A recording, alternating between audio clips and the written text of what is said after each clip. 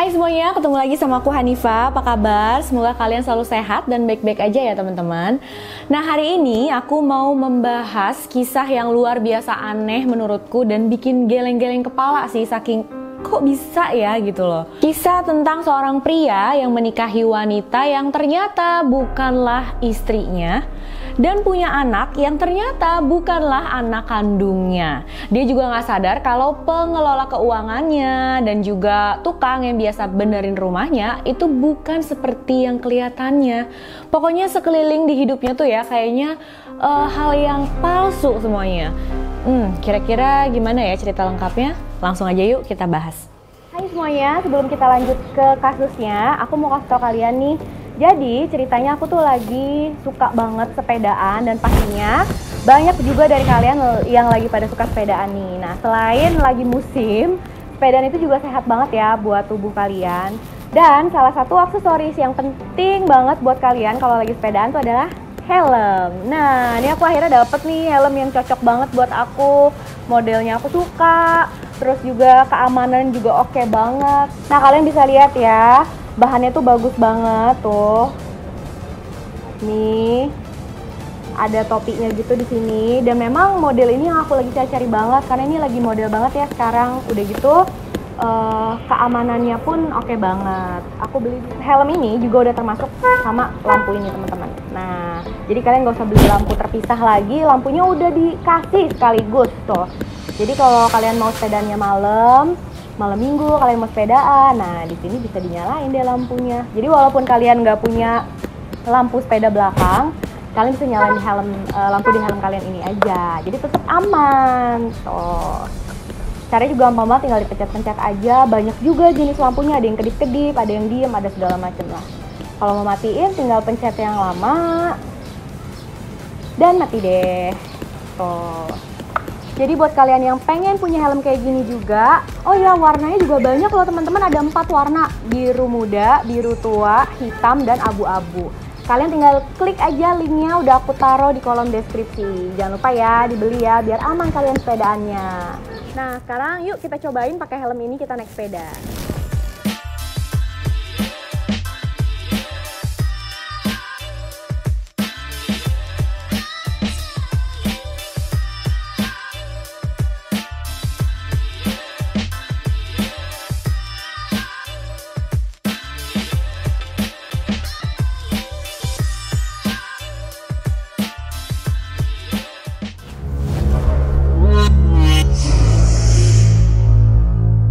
Seorang pria berumur 72 tahun yang bernama Ralph Rains adalah seorang pria kaya raya dan baik hati.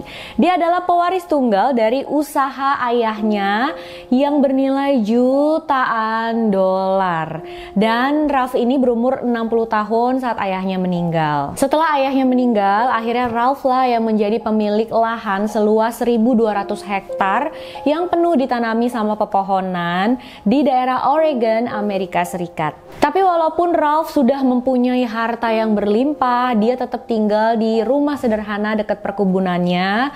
Dan mobilnya pun nggak mewah, dia tetap pakai mobil dia yang biasa aja. Jadi memang Ralph ini hidupnya sangat-sangat sederhana teman-teman. Tapi walaupun dia sangat beruntung dalam hal ekonomi, dalam urusan percintaan Ralph ini bisa dibilang kurang beruntung ya. Karena sampai dia umur 70 tahunan itu, dia masih juga belum mempunyai pasangan hidup, dia belum punya istri, belum punya anak gitu. Sampai akhirnya dia bertemu dengan seorang cenayang alias paranormal gitu ya teman-teman, yang bernama Rachel Lee. Rachel ini baru aja membuka toko praktek jasa ramalan dalam segala hal di kota Oregon. Suatu hari Ralph ini akhirnya datanglah ke tempat prakteknya si Rachel ini. Dia meminta saran sama Rachel tentang masalah asmaranya, dan Rachel pun kasih saran lah sama si Ralph ini. Semakin lama Ralph semakin sering datang ke sana. Dia selalu minta saran tentang asmara, tentang segala macam kehidupannya. Dan Rachel ini berhasil membuat Ralph bener-bener sepenuhnya percaya banget sama dia.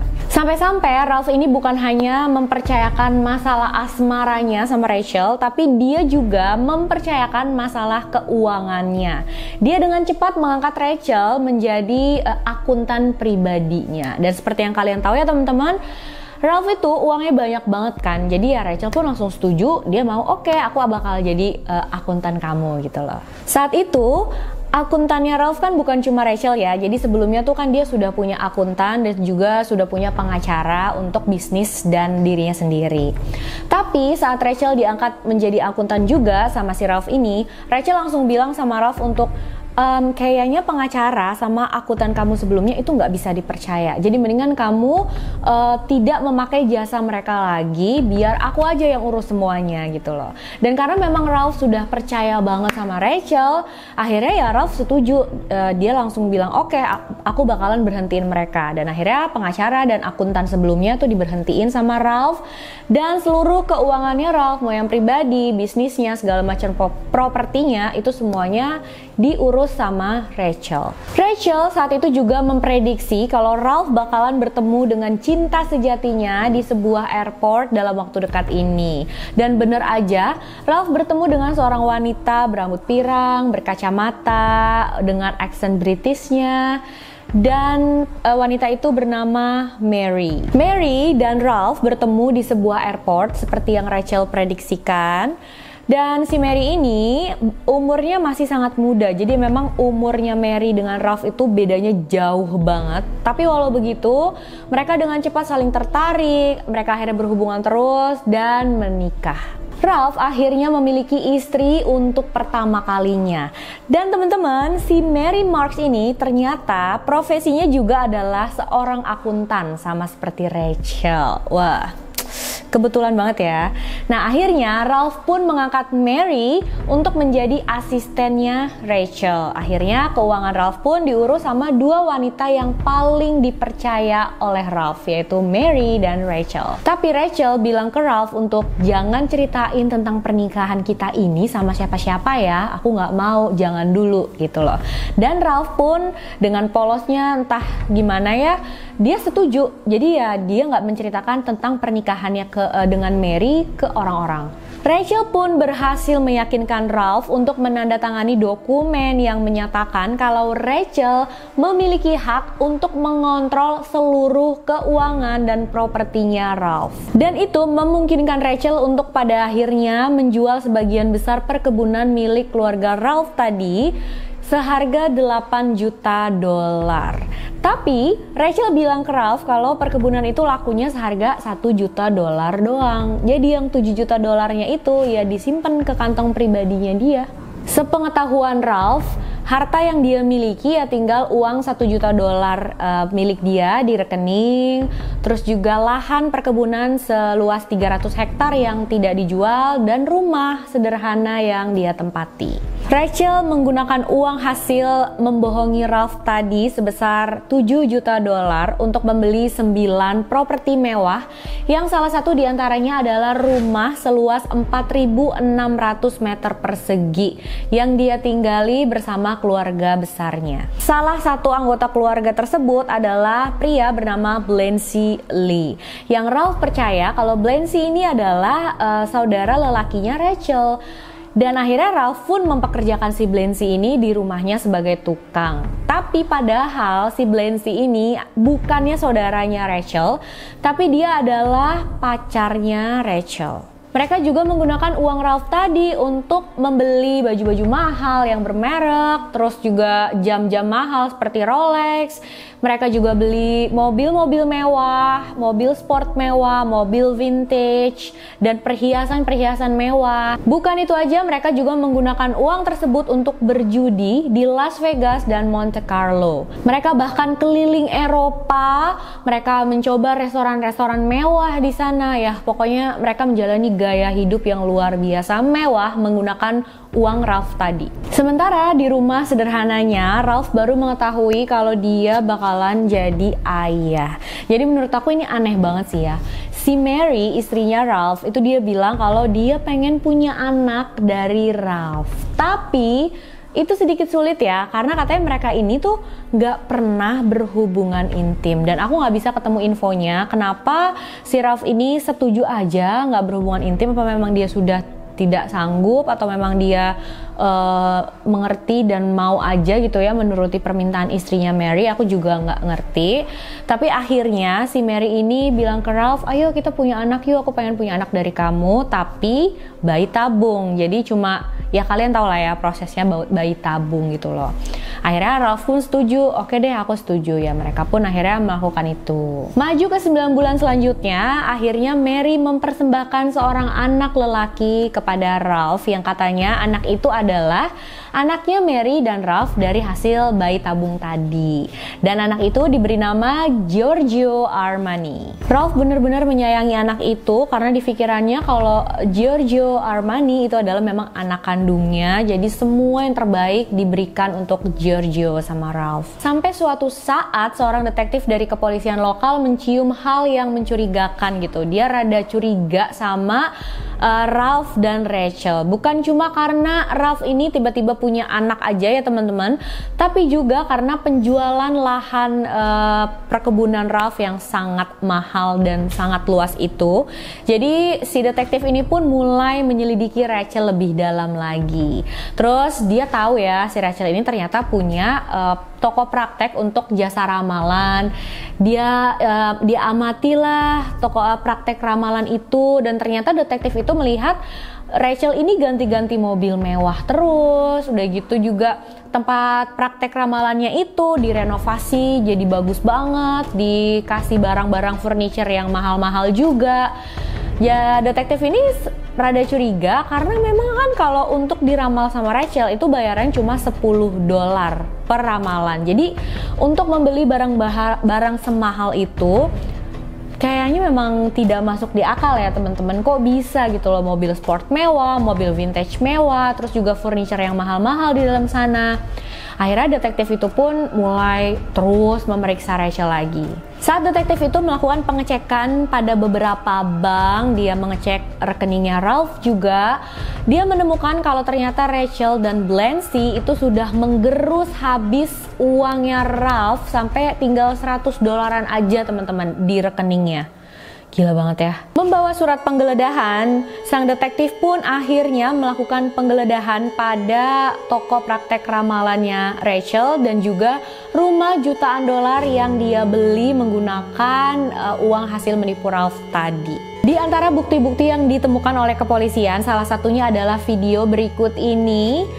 Di video ini Rachel dan Blancy itu benar-benar nggak peduli mereka pada dasarnya karena itu bukan uang mereka ya. Jadi mereka benar-benar udah sesuka hati aja hambur-hamburin, dipakai buat ke restoran mewah, keliling Eropa, beli ini, beli itu segala macam.